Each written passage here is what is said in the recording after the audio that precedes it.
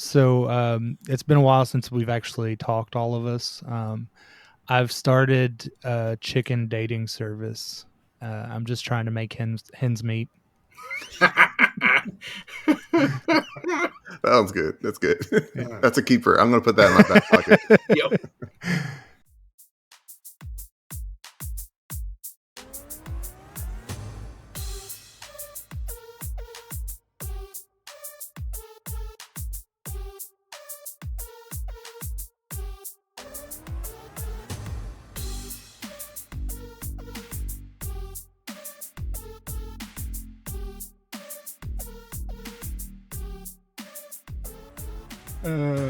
So welcome back to another episode of As Dad as It Gets, now in HD 4K video.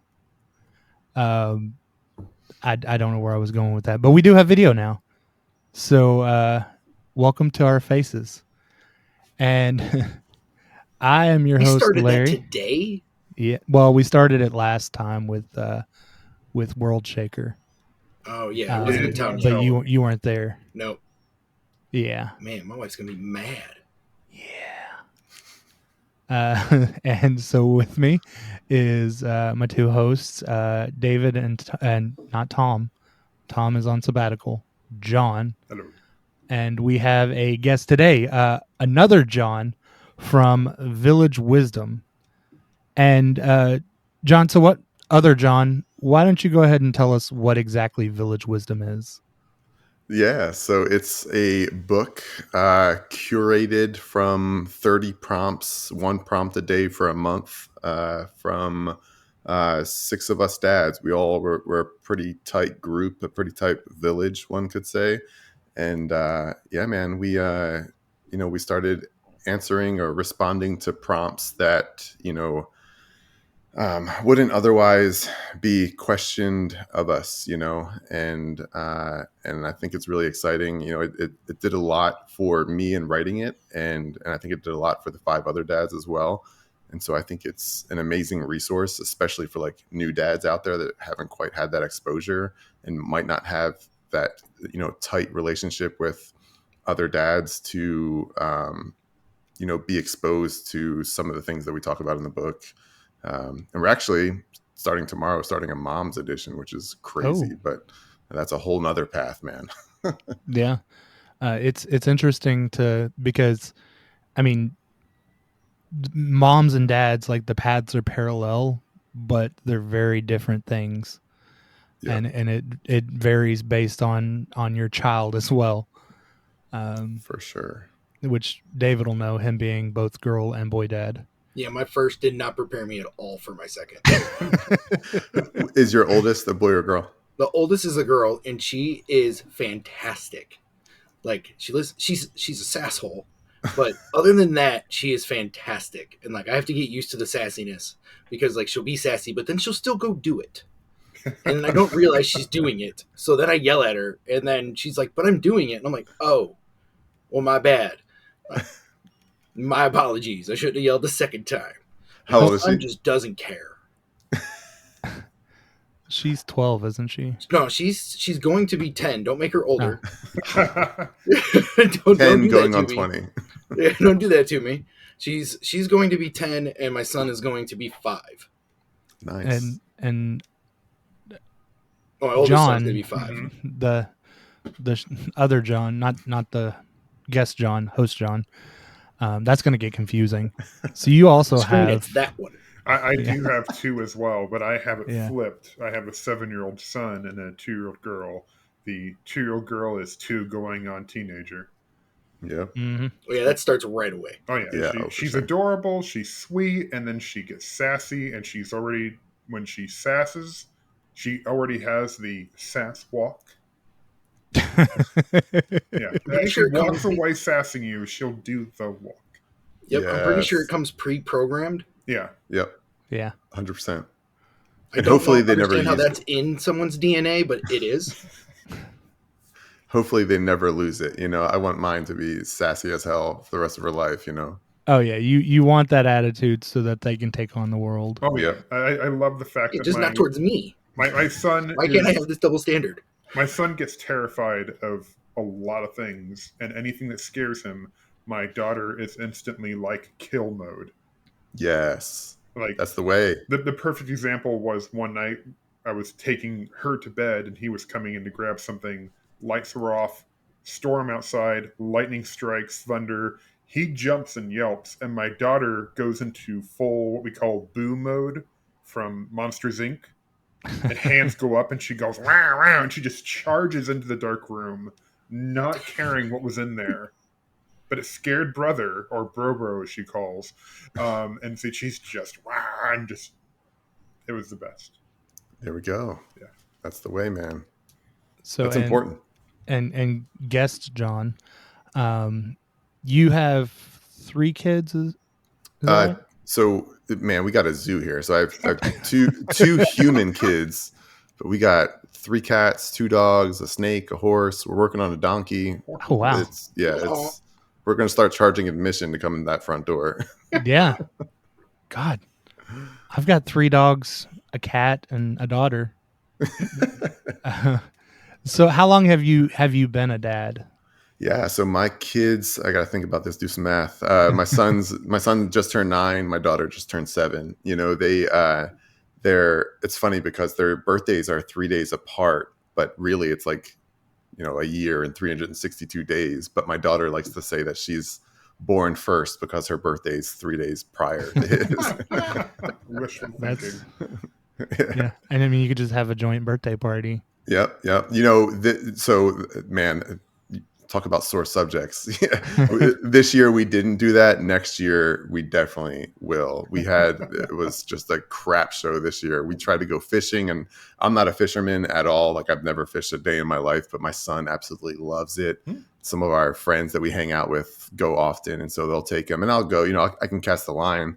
But I had to, like, the day of his birthday party, I'm looking up YouTube videos on how to tie a hook to a line. Yeah. So we ended up taking like 7 kids out, and you know, I'm getting all these hooks tied, and by the time I tie all these hooks and I look up, there's already 2 lines in the trees. There's some kid with a Gatorade bottle trying to catch minnows with the cap still on. Oh, Yeah, wow. he's going far. It's a future CEO right there. He's not going to college, but Yeah. he's going far. He's going You gotta places. love kids, I tell you. Yeah. I'm honestly surprised one of the kids didn't hook the other kid. Like, Yeah, I was waiting for it. Yeah. It did not happen. Did not, I surprisingly. thought it was required with little kids and yeah, no. Man. So for this book project, what made you want to start writing? Yeah, you know, it's so weird. I kind of like started journaling out of nowhere. You know, I started kind of doing it from like a very personal and selfish perspective. And, you know, I started just kind of writing like, honestly, I kind of wanted to go down to explore like the self-employment path, you know? And so I started like just riffing on software as a service ideas. And I'm in tech, and I'm a self-admitted nerd. And I just love technology. And so I started kind of riffing on software as a service ideas, and started, you know, writing constantly. And then I was like, you know, I just need to start a blog. And so I ended up starting a blog, and I got about halfway through, and kind of thought of some of my friends that are dads and have kids. And, you know, I kind of thought like how amazing it would be to read my own dad's journal. You know, I think it would be really incredible. And I was like, you know what, I'm gonna do this blog, and you know, at the end of a year, I'll have enough to fill a book. I'll just print it out and give it to my 2 kids. 2 copies can't be that expensive, you know. And I got a couple more paragraphs in, and I just had to put my phone. I've been tapping this away on my phone. It's like the middle of the night. My wife's passed out. The cat's at the end biting my toes, you know. And I was like, you know what, I'm gonna reach out to some buddies and see if they want to do this with me. And you know, we could probably do it a lot faster than a year. And so I did. You know, it was like 11:30, close to midnight, and I texted one. And I'm a writer naturally, and so it's a long text, and so I go to copy and paste it to another friend just to see if he'd be into it.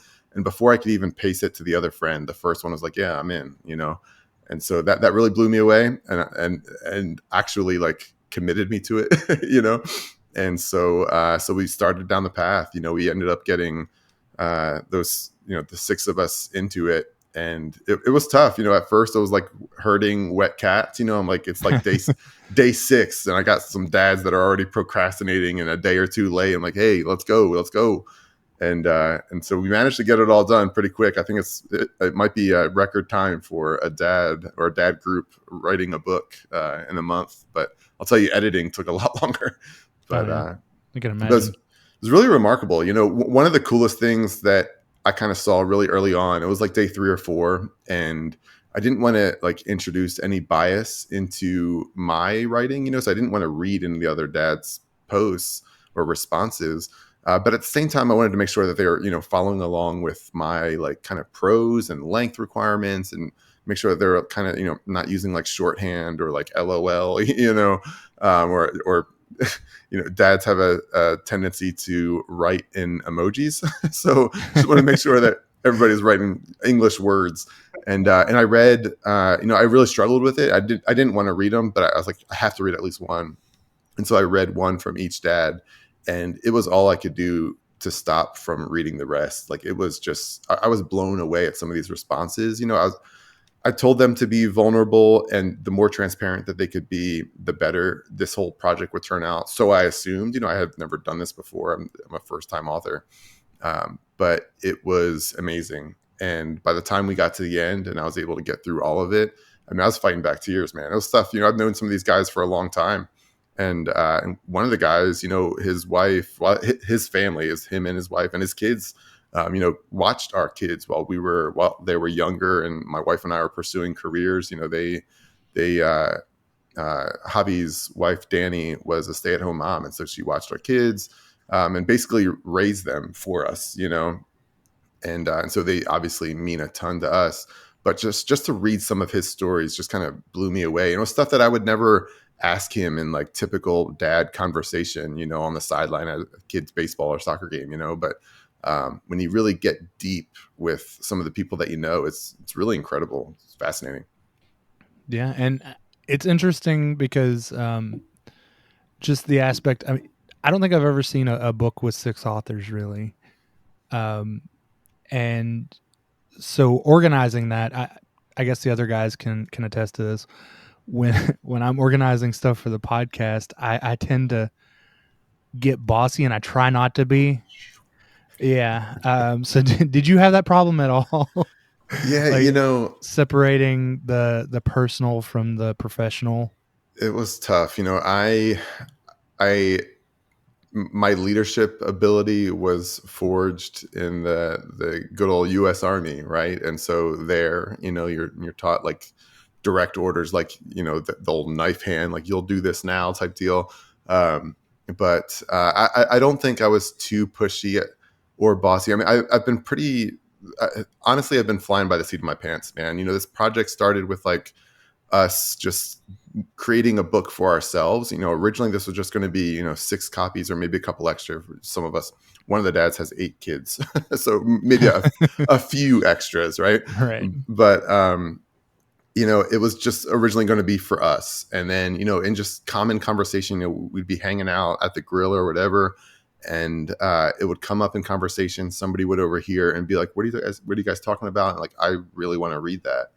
And so we were like, whoa, like maybe we should like try this, And so we ended up Kickstartering it, or we used Kickstarter there, Kickstarter.com.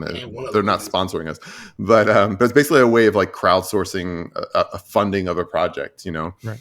And it was successful. And so, once it hit that it's red and then it's yellow. Once it gets to 100%, it turns green. Once it turns green, it was like, wow, like this is becoming real. And I still remember, and this has kind of been like becoming an author has kind of been in like a bucket list item for me. And so I'll tell you, man, we hit that green on Kickstarter, and those books printed, and I got the UPS, shipping notification.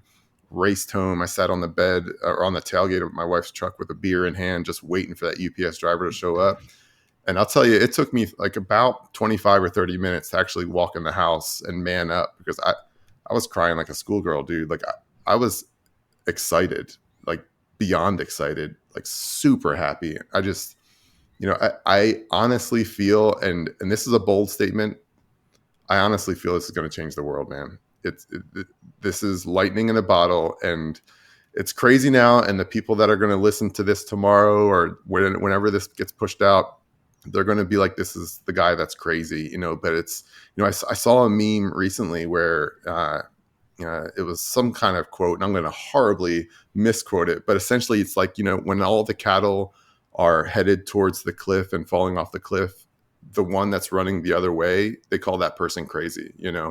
And so I identify with that cow, but I'm a bull, and we're going to change the world, man. This is the start of it. I think it's going to be really cool.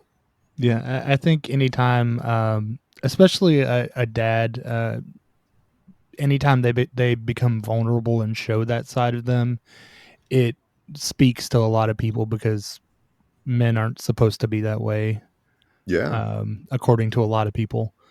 Not here. I cry all the time. I cried earlier reading to my daughter. That's good. It's good. I mean, Yeah. it's good to show emotion. I think Yeah. you still got to be strong, but Yeah. man, Yeah. no, I'm kidding. No, I mean, like it's a lot harder to say I feel this instead of being bottling it up like our parents did. Yeah. Did you ever see your dad cry? I didn't. No. Never. No. Sure didn't. Yeah. And I mean, honestly, I mean, I didn't have the best. So I grew up in like a divorced household, and my parents split when I was 4, 5, 6. I don't know. I was super young. So I had the opportunity of having two dads, which, most would look at divorce as like a failure. But from my perspective, I went from having one dad to two, so cool, but like, I didn't have a very close relationship with either of them growing up. And so I feel like, this book is my opportunity to be a little closer to my kids, and honestly, like, I think what you guys are doing is great. For Mother's Day, my wife got a video sent to her, and she's talked about this video for years and years. We've been together for 15 years. She's talked about it since day one. About her, she was 4, 5, 6, around that age, Christmas time, and somebody had. This might date me, but somebody had a VHS recorder. I don't know if you guys know what that is. No. That giant monstrosity on someone's shoulder. Yeah. Somebody taped Extra it. backpack. Somebody taped a Christmas one year of her. She was really tiny, and she was orphaned real young. I think she lost both parents by the time she was 12 or 13. And so, getting the chance to hear this gift of her parents' voices. I'd never met her parents, obviously, but hearing her parents' voices was honest. I mean, that's pretty darn close to life-changing for me, and I didn't even know them. And so I think, the ability to leave a legacy, I think we're doing that with this book, and we're going to do it with the podcast that we fire up. But what you guys are doing here on a day in, day out basis, and leaving that fingerprint in time so that your kids can reference it later in life, it's amazing, man. It's really cool. Yeah, and hopefully our kids will listen to this. And then realize how difficult it is to be a parent. Yeah, and they'll be like, "Dang, they talked a lot about us." Right. Hopefully they're So when we just get a sent to little the nursing embarrassed, home. right? Yeah. I think it's great though.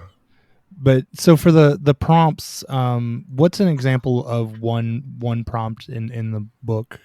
Yeah. So one that I absolutely love, but before I tell my story, I really want to hear y'all. So I'm from Texas, originally from New Jersey. So I really struggle with saying y'all, but I'm trying to, we just got a horse. So I'm trying to wear the cowboy hat, say y'all. I might start dipping and get some spurs. I don't know. Let's get crazy. Some Wranglers. Yeah. I'm from Tennessee, so y'all is common. There we go. But yeah, so one of the prompts is what makes your kids so special? Like what makes them special? And I would love to hear each of your responses. Ready, go. David, you want to go first or? So what makes mine special is they're so uniquely themselves, but then still so similar. Like, I mean, it's just like how my son can be just hell on wheels one second, and then the next second he's kind of coming up snuggling with you, and Daughter's the same way, right? She could be super sassy, and then she's like, "But can I come lay with you guys?" Like, it's just fantastic. So it's just how they're uniquely themselves. That's awesome. I can totally relate to your son being hell on wheels and just doing things that are immensely frustrating one moment, and then you're just about ready to get mad and snap, and then no, he's actually now doing something incredibly good. He's being great to his little sister, or he's helping with this chore that no one told him to do, or and you're like, oh, I can't get mad at you now because you're actually trying. And Right? It's so frustrating. yeah, but it's also great that there is that good side. There's the yin and yang to him and everything, and yeah. Sorry, I'll go on with that for a while. And then my daughter, she's only 2, so she's still developing who she is. But it's just, I don't know. They warn you when you have a girl that they're gonna get you wrapped around their finger, and they are 100% correct. That Mhm. is Yeah. true. And my daughter is actually my bonus daughter, right? And she still's got me. And she knows when she wants something. Like, I was working the other day and she needed something before she went to school. And she comes down, and I don't care if she calls me David, Dad, it doesn't matter, right? But then she comes down and she's, Daddy. I was turning around, what do you want? She's like, I want to go shopping. I'm like, all right, let's go.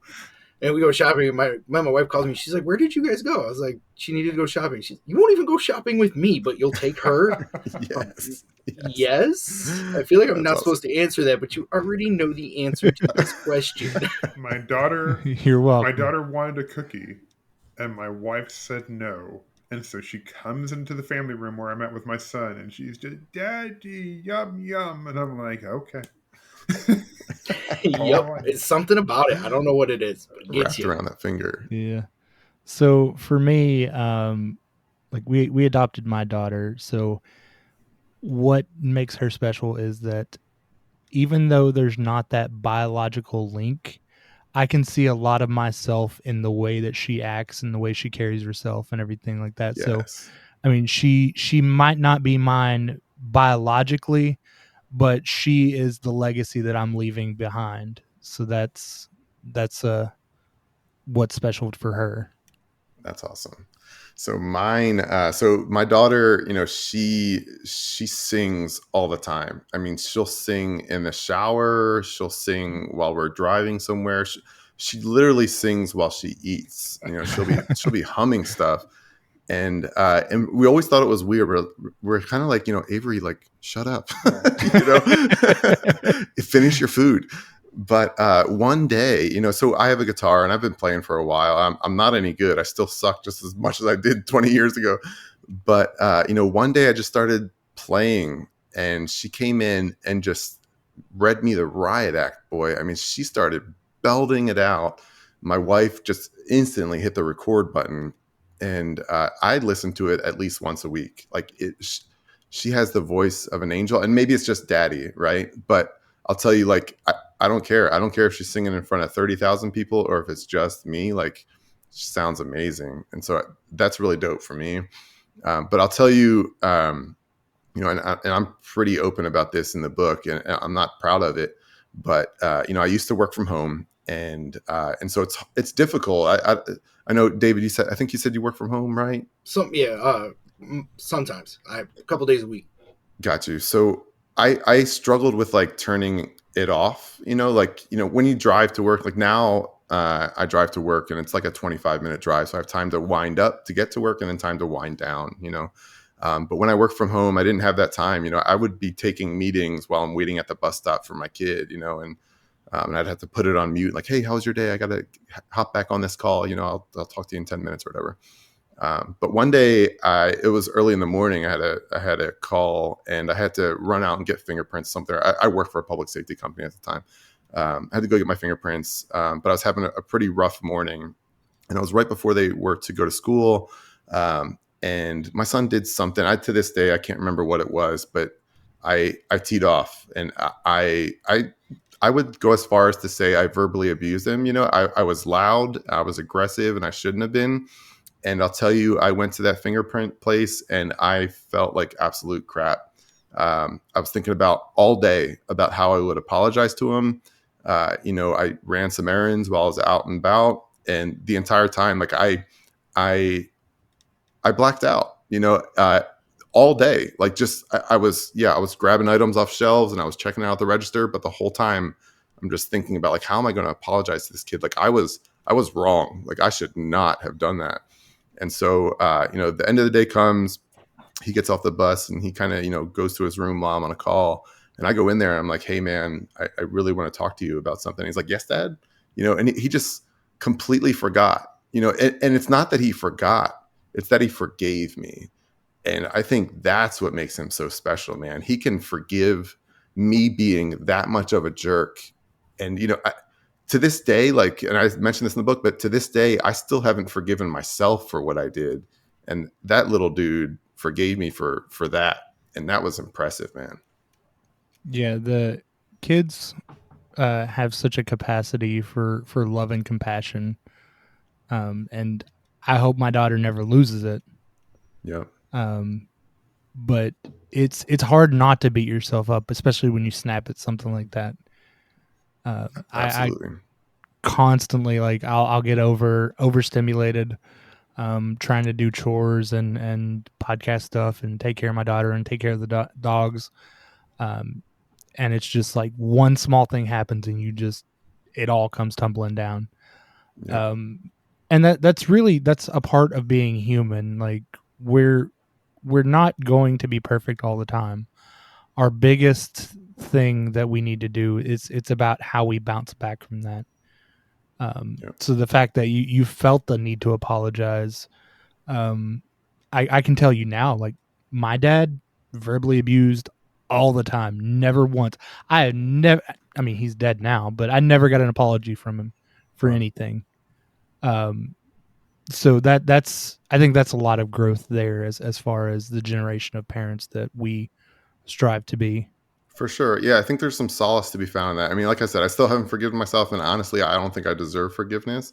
But I will say that, just thinking about the situation and how I can be better next time, and it's never happened since, and I can guarantee you it will never happen again. But I'll tell you, like, just thinking about it, I feel better than my dad's when I grew up, because Yeah. I didn't get it either. But dads then didn't. It was a different day and age. It was a different time, and it helped me grow by showing me what not to be. Yeah. Yeah, that's 100% the truth. Yeah, I think that Um, speaks volumes about you because it's still there. It's still in your head and reminding you. That says something about you and your character and your drive to be a good dad, of the fact that you remember it. And then that Yeah.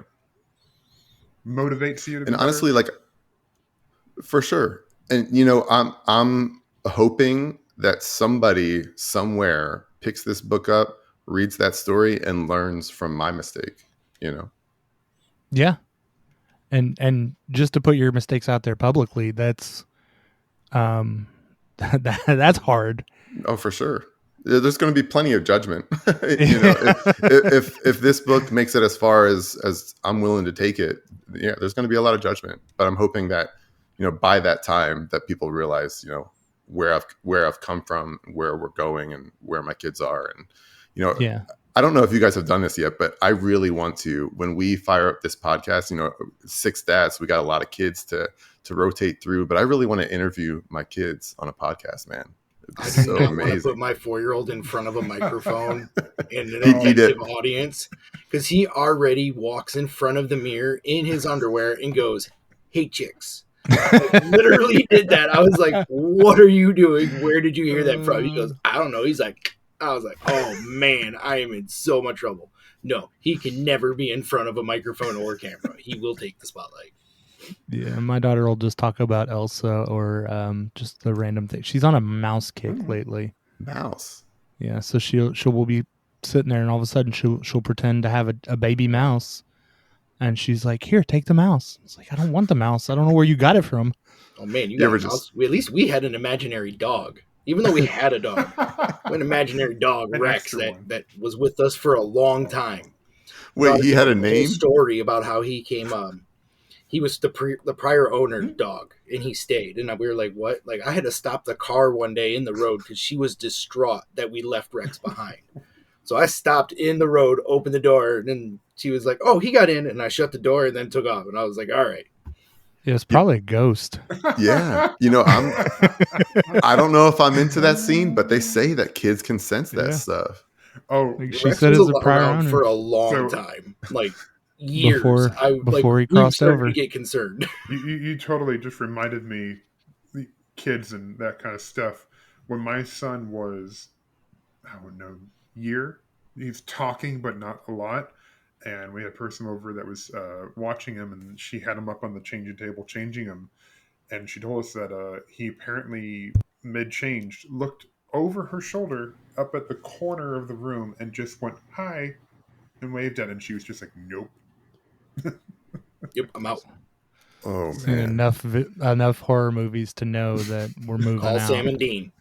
Yeah. We're still in the same house and everything's fine. So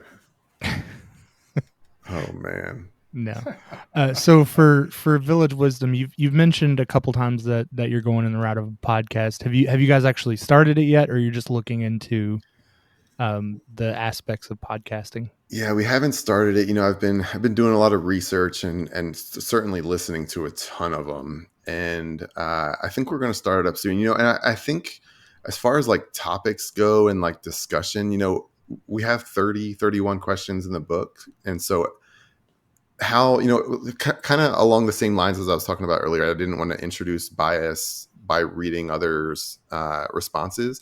And Yeah. so all the other dads didn't read the book until it was in their hands, and so I think I have a ton of questions. And so I think there's going to be a lot of questions from the other dads on certain topics. So I think we'll be able to, turn each prompt into a show.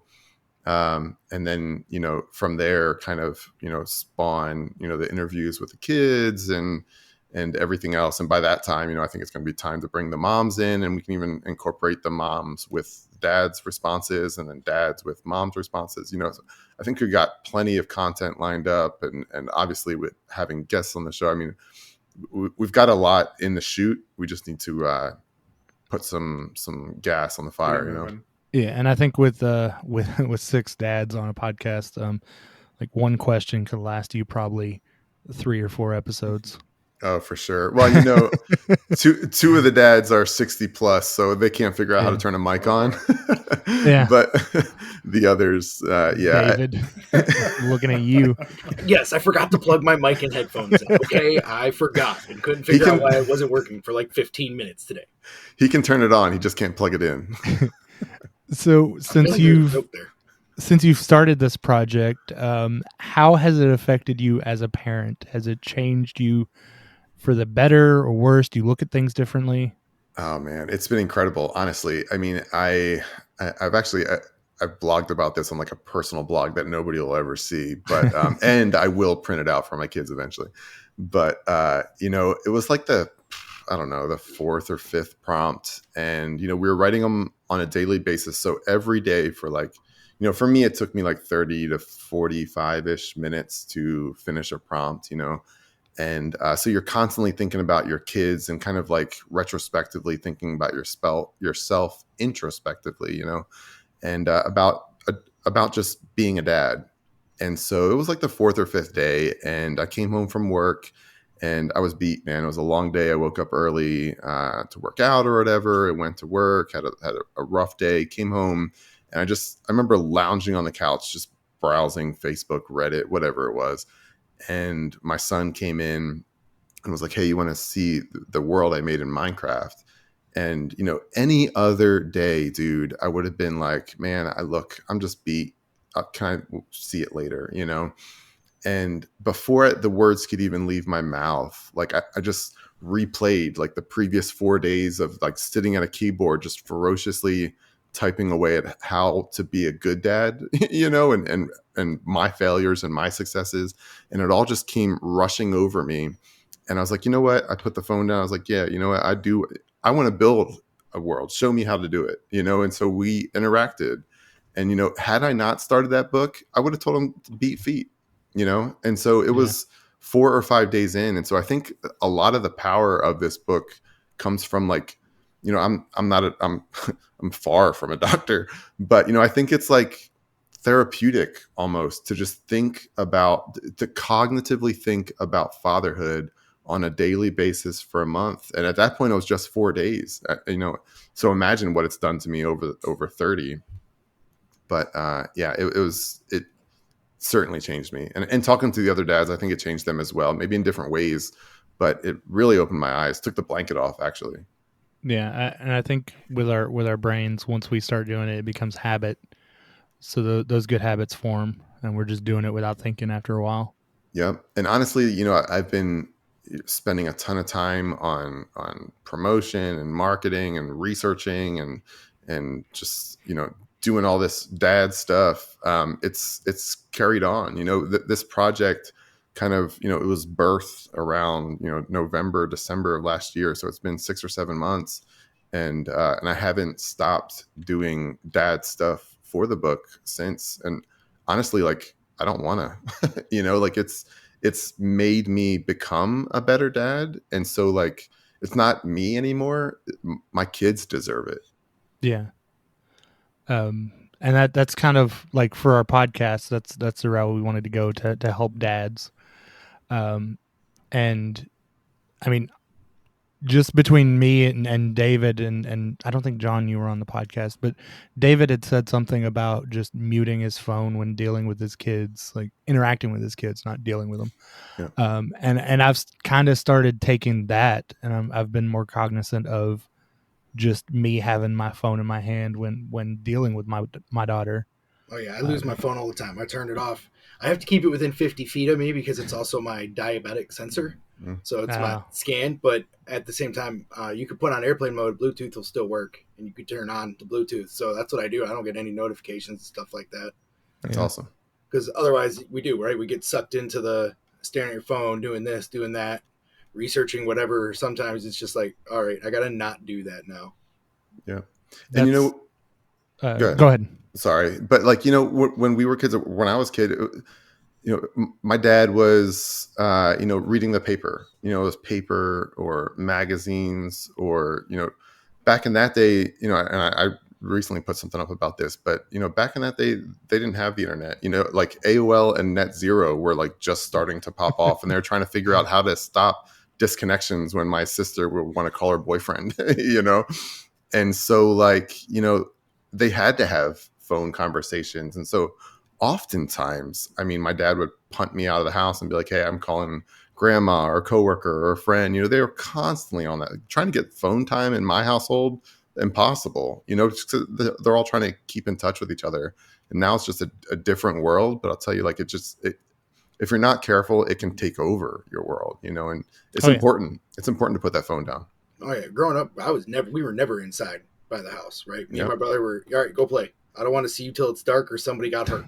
Like that was, are you bleeding? Yeah. Is it a lot? No. Man, go back and play. Like that was my dad. What was your favorite thing to do as a kid? Oh man, probably playing in the woods next to my mom's house. Same, like the woods. But so it was different there. So I'm from right where Michigan and Ohio come together. Right. And in the woods, it was all overgrown and mostly cottonwoods. And there was actually an old hotel there that burned down, like, I don't know, 20 years before I was even born. And so you still had like the concrete floor and the pipes and stuff like that. We ended up using it for paintball and a bunch of stuff growing up, but it was always in those woods right there. That's awesome. We were always over there. We did the same stuff. We had the woods until we found a homeless person living there, and then we weren't allowed in there anymore. So we didn't find a homeless person, but they did catch a bank robber in the woods next to my mom's house. So she was like literally a quarter mile from the state line, right on US 24, which is like before expressways, right, was like the main road. So there's little hotels everywhere. So most of the guys would get across the state line, and that's where they would hide out. My mom's house has been on the TV at least, I don't know, a dozen times. Somebody arrested in her front yard. I'd be out there looking for bags of money. Had to have dropped something. Found it as mine. That's cool. Man, we used to play like manhunt, and we'd act like we were in the army. We had sticks that were, M4s, and those were the best times, dude. It probably snowed a lot up where you were, right? Oh yeah, it did. And so we also had, there was like a hill next to our house. Oh, We yeah. did the sledding there and rolling down it, and we Oh, used to try to man. take our bikes and roll down it and see if we go faster. You never went faster. It was on grass. Like I don't know what we were thinking. It's just another element to hurt yourself with, you know. Oh, Yeah. we Oh were good yeah. at that. How we all have not died as kids. Oh, I'm still wondering that sometimes. Me and my brother were talking about that the other day. We're like, how did one of us? Because I'm pretty sure from the time I was 12 until I was 20, either me or my brother once every 3 months ended up in the ER for being hurt for doing something stupid. Oh, That's why your man. back hurts all the time. Oh yeah, that's why I had back surgery at 34. Right, like we did a Yeah. lot of dumb stuff.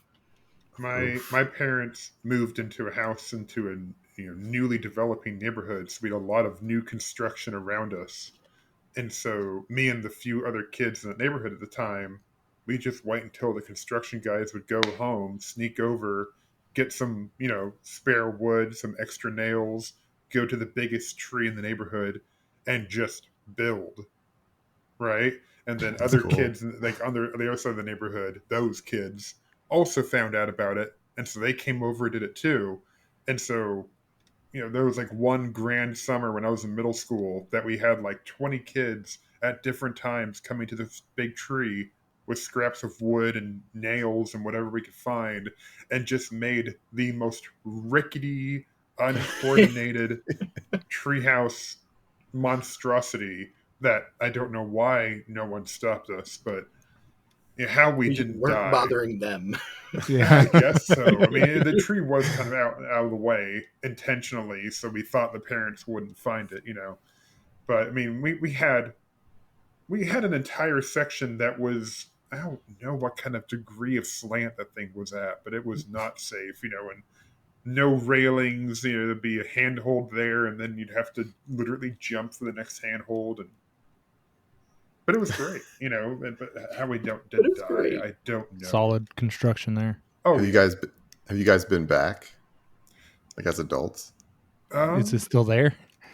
I'm pretty sure that tree is not there. Oh. See, that'd be fantastic if like each generation of child would come back Kids, yeah. and they would build onto it and fix whatever was broken down and stuff like that. It was So it's not like that a big of a tree. it's like one of the, what is it, the never ending soup or whatever, where you take a soup and then you like just keep adding to it. It's like it's the base of the original soup, but like people have this soup that lasts for years because they keep adding to it. That That's sounds cool. unsanitary. Probably, but God, I bet you it tastes amazing. Yeah, It does I not want to try sound it. like you should eat that. I don't Wonder think if I it's could. called endless soup or something like that. It's like never ending soup. I don't know. It's not like Olive Garden. Amazon's got to have it, right? Maybe I'll have to find the video and share it with you guys. But John, host John and David, do you guys have any questions?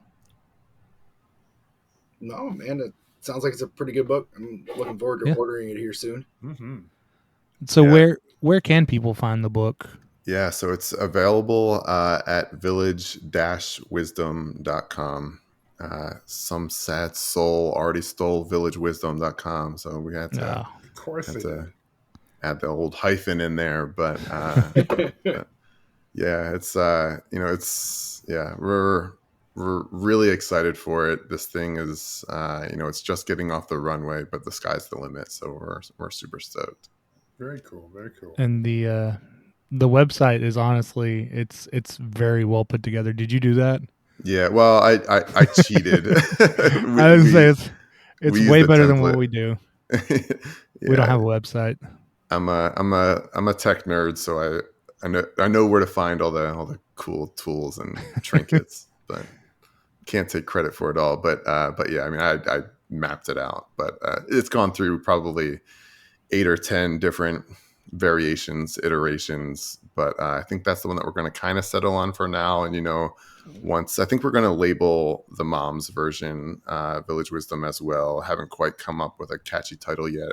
The working title is just like mom's edition, but we'll come up with something better, and eventually it'll kind of shift to a more family setting. But for now, it's all about fatherhood. And I think one of the most kind of impactful moments with it, and I honestly, I'm kind of blacked out when we started this thing just because I'm so excited to be here. But but I'll tell you, like, one of the most impactful moments that I've had, if I didn't already tell you guys, was, after I gave my mom, so I was cheap and my mom lives in Florida and I didn't want to send her the book because she was coming like a week or two later. She was going to be in town, and so I handed it to her. And she went to town that night, started reading, and the morning after, we grab our coffee and she's like, we got to talk. I got questions. And so we proceeded to sit on our swinging chair thing that my wife put up a year or so ago. And we had one of the deepest conversations that I've ever had. It is the deepest conversation that I've ever had with my mom. And so, I came to a realization that day, and it was great. I love talking to my mom like that. I loved going deep with her and kind of like understanding like real root and emotion and real understanding of what we were talking about in the subject matter. But I came to a realization that this book it's kind of for like that relationship enrichment. It has the potential, and like I said, my wife had questions after reading it, and I've known her forever. And I think it's just like, it was us being vulnerable and the questions that nobody would ever ask us or ask you guys, and a really cool aspect that I don't even think, I haven't even mentioned it yet. And we're whatever, 40 some minutes into this, but we left intentionally blank pages between chapters or prompts so that the reader can add their own responses to it and pass it down to their kids. So eventually, after 2 or 3 generations, not only will you have like dad's journal, I'm doing the dad air quotes for those that are listening to the audio, but you'll have your grandfather's handwriting in the book and you're reading through it. I mean, that, I can't think of anything more impactful than that right now. I'm just super excited to see where this thing goes. Yeah. So not only is it your book, but you're making it David's book. David's book. Yeah. Or it can evolve. It's a living thing. Yeah. That's fantastic. That's cool. Yeah. Yeah. The handwriting thing is neat because both me and my wife have a tattoo with handwriting from somebody that we lost. So I have mine from my grandmother, and she has it from her dad. So it has dad written in his handwriting. I just got the chills. That's awesome. I'm going to do that too. I'm stealing that. Not your handwriting, but No, yeah, I get you. No, yeah, I did that for my grandmother's, and then she did it for her dad's. We lost them both in the same month. How did you make it through, man? That was a rough go. We were also fairly new into the relationship, so it was. That's a stressor. Yeah, and one we saw, like, so my grandmother was in her mid-90s, right, and she was sick for a while, so we knew it was coming. And then her dad was actually at work, and he had a rhythmic interruption. So for some reason, his heart just stopped beating for a moment, and so he was at work, and then we lost him that way. So one was unexpected and one wasn't, and it's just crazy. Even if you expected it, it doesn't make it any easier. Yeah, it doesn't make it easier. No, it's just like having the two different things happen in the same. So close together. It made it really exhausting month. Oh, for sure. That tattoo, mentally exhausting. The tattoo part, that's a binding, that's a bonding of the two of you. And we both got those tattoos at the same time. Yeah, so cool. That's awesome. Except I hate needles, so I could never do a tattoo. I want a tattoo. I hate needles as well, but I donate blood and stuff like that. I figure a tattoo can't be any worse than bone marrow.